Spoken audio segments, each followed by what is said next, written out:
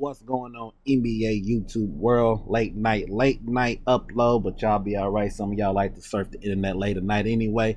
So I want to give my personal opinion on the whole entire Jordan's fake stats for his defensive player of the year.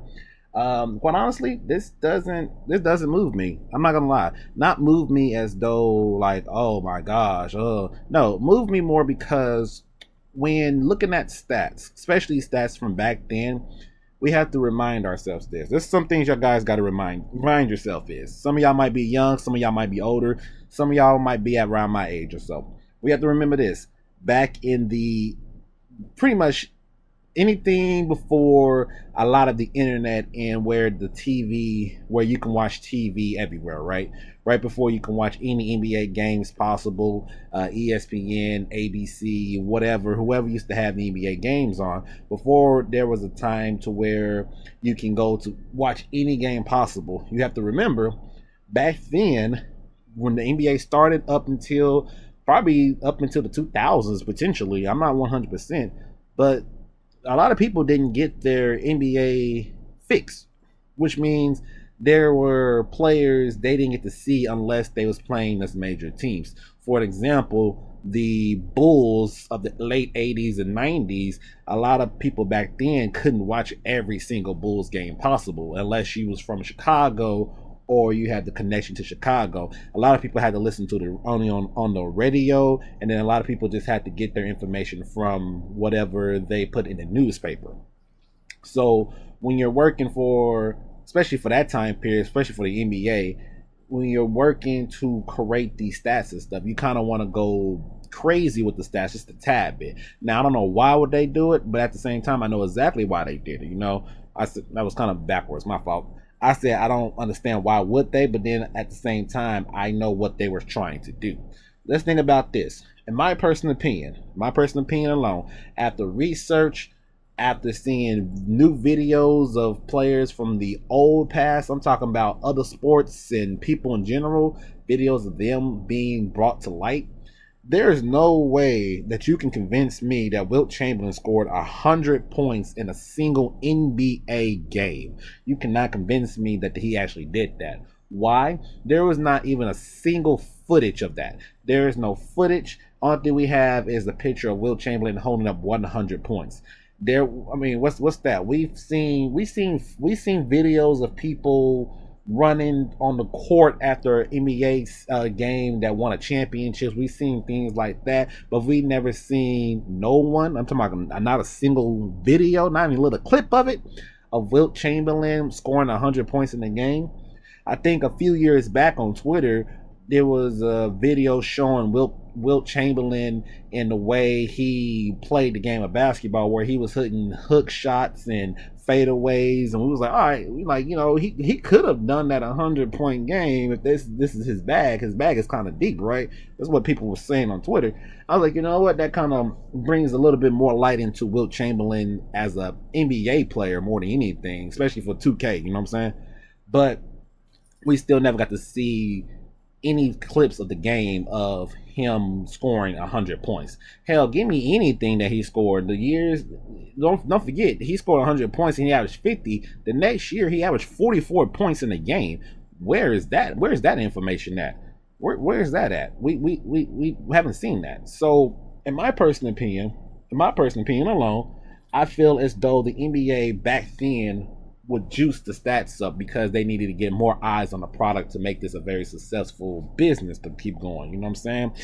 It's a lot harder now. It's pretty much almost impossible nowadays because anybody can just go pick a game and watch whatever game. When we see in the game lineups, the first games of the series, we get 2 games, and then after that we get the next night is 6 to 8 games, and we gotta pick and choose which game we can start. I can watch this game at 6, this one at 6:30, but the Thunder plays at 7 type deal. So it's kind of a lot more difficult to watch every single game possible unless you have access to where you can watch every single game at any point in time. Then that's different, right? But now just taking out the time to actually watch those games and break them down and things of that nature. So Wilt doing that. You also had games to where him and Bill Russell, when they averaging 20 plus rebounds a night, That's a lot of rebounds for Knight. I ain't gonna lie to y'all. That's a lot of rebounds. And that's just an example for those two. That's just an example for those two. So when they said that Jordan, that the guy comes out and he said that, yeah, we fabricated a lot of Jordan stats at home compared to on the road, then that doesn't really surprise me. Because another player similar to that was John Stockton. John Stockton's crazy assist numbers. I'm not gonna lie to y'all. That's a crazy amount of assists for a player. I'm not gonna lie. That's a crazy amount of assists. And it had to be more than just him and Karl Malone's pick and roll that got him a lot of assists. I mean, it has to be. So there has to be a point to where at some point they was crediting John Stockton for additional assists that they don't really count for. If I'm not mistaken, Scott Skiles still has the most assists in a game. I think that's at 28 or 30, something like that. 28 or 30. That's the most in the game. And you're telling me the guy who's the all-time assist leader in John Stockton has not hit that many assists in a game, or tied them, or surpassed them not once? That's kind of fishy to me. I'm not gonna lie. That's a little fishy for me for a player that's supposed to be like that. Just like very similar that here in the NBA, despite how more athletic it is and how much is more spread out, there's still very rare feats that we've seen. A 20-20 game, which is 20 points and 20 rebounds. We see players hit it once or twice, but not consistently. They can't. It's almost impossible, right? We've seen Russell Westbrook when he did the 20-20-20 game with 20 points, 20 rebounds, 20 assists. He had to hunt them motherfuckers for that, man. He had to get it. They had to be on fire. They had to be on point to even get. That's for him to hit that. Athletic, and Westbrook is really one of those athletic point guards in his prime. He was one of the athletic point guards that can grab those rebounds. One of the best rebounding point guards of all time, in my personal opinion. And the assists, he had to get they had to hit their shots completely correctly. So just for those examples. And right now we don't have players even doing that almost, right? We still haven't seen anybody hit 100 points in the game since Wilt Chamberlain, and the second person closest is 81 with Kobe. So come on now. So it doesn't surprise to me that Jordan's stats were inflated a little bit. His steals and blocks was inflated. I think he was still a great defensive player, but he had his problems with certain players, We know he probably couldn't guard the faster guards. I mean, he was 6'6", you know what I'm saying? He was 6'6", so anybody's 6'4" and 6'3" and 6'2", where some of those players was, yeah, he's going to have a little bit of trouble keeping up with them. But if it's just 1v1 that's getting it, you know what I'm saying? I think he hold his own. But I also believe that a lot of the rules from the past also play a factor into the way that people play the game of basketball. Remember when Allen Iverson came into the game? I don't know if y'all seen anybody talking about Allen Iverson when he came in, that the stuff that he was doing, it was like they weren't allowed to do that at that time period until he came into the game. And then when Iverson came into the game and started doing it, now other players are starting to do that type of ball handling. You know what I'm saying?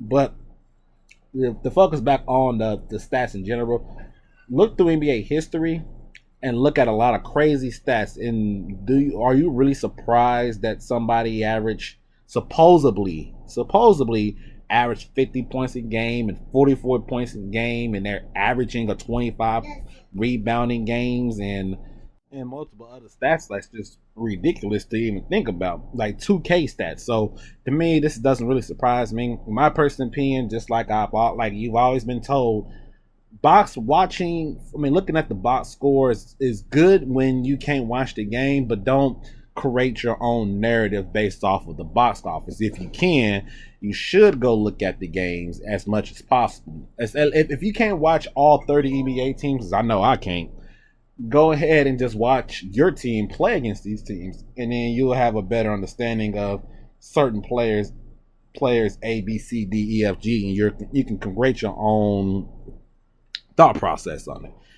So the stats, the fake stats for Jordan, not surprising. I feel like up until a point to where people can watch more games more often, that doesn't surprise me. That anybody's stats are kind of crazily juiced, I wouldn't be surprised about that, especially if you have footage. I did go back and watch, there's certain narratives that get pushed that you can decline, like the Jordan and the 1991 finals, Jordan didn't guard Magic, and it was Scottie. And that was a lie. Jordan didn't guard him. So that was a lie. That was a. I mean, Scottie did have a moment, but Scottie couldn't contain Magic at that time period. So Jordan got back on him, and he put up a crazy performance. I watched it. I watched that series. That was a good series, quite honestly. That was a really good season. But that's just my personal opinion. I think stats from the Bass to push the game of basketball forward to where he is now, I think it was necessary to an extent. Like I said, to an extent it was necessary because you have to hype up these stats to get people to watch and tune in. And now look at it. Look at what it is doing now. Just my personal opinion. I think that's probably one of the struggles that the WNBA will have, because if the WNBA didn't have a lot of eyes on their product and they could just make up stats because people are not watching type deal, that's a whole different thing. You know, can you imagine one of those players average 100 points in the game? I think that would help their product, but since they're part of the new social media era, or the era to where people can watch multiple games, so people who are major fans of the WNBA, they can watch, so they can't make up any lies no more, right? You pretty much is like, oh no, no, that's discredit right there. She did not get that rebound, and no, she missed that assist. That wasn't an assist. Type of deal. This is my personal opinion. Let me know down in the comment section what y'all think. Hit the like, comment, and subscribe. I'll catch y'all on the next video.